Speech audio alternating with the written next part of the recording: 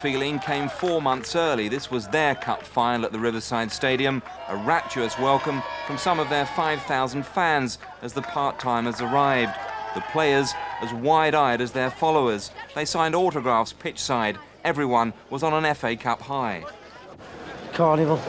It's been absolutely carnival. Atmosphere's been great, it's been terrific. It's like a dream come true. We saw the pictures earlier on of Wednesfield Social in the first game of the season, and now we're here. It's all the beauty of the FA Cup, isn't it? It's going to be a fabulous occasion, and we're going to have a brilliant day, and we ain't going to let ourselves down either. The manager's words turned out to be prophetic as the Vauxhall Conference side began FA Cup tie number 9.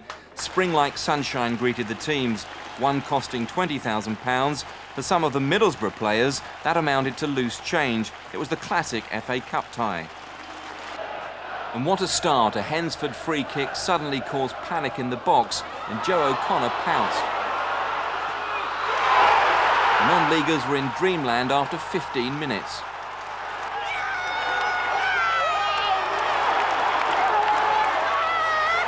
And Middlesbrough in a rather embarrassing limbo.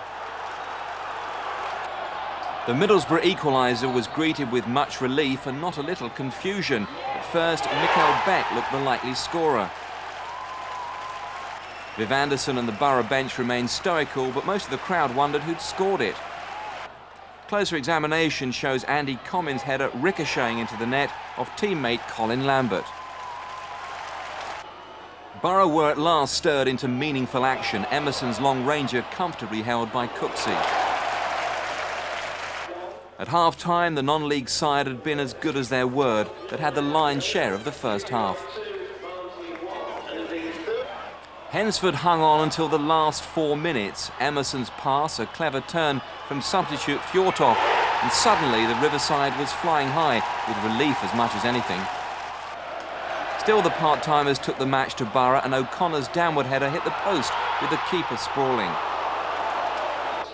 Within seconds, Borough had put a flattering gloss on the scoreline. Emerson at last breaking free, and Ravanelli doing what Ravanelli does best. It had been a crazy finale, but it wasn't quite finished. Back came Hednesford again in stoppage time. Substitute Bernard McNally carving out another opening for the dangerous O'Connor. 3-2, and there was barely time left to restart. The lap of honour was noisy and deserved. Even the Borough fans gave them an ovation. It had been a cup day out in the best tradition. I think we frightened the lives out of him in the first, 20 minutes when Joe scored, and then we proved that we can come back and we can work hard and we can make things happen at the end, and we scored at the end again, and two great goals, and again, the man O'Connor, he keeps doing it, doesn't he? I felt that I played well today, and it was nice to get the 2 goals. I mean, added bonus today, really. I thought the whole team played well. I think we've done ourselves proud. I think the fans have done themselves proud. A brilliant day, a day that we'll all remember forever.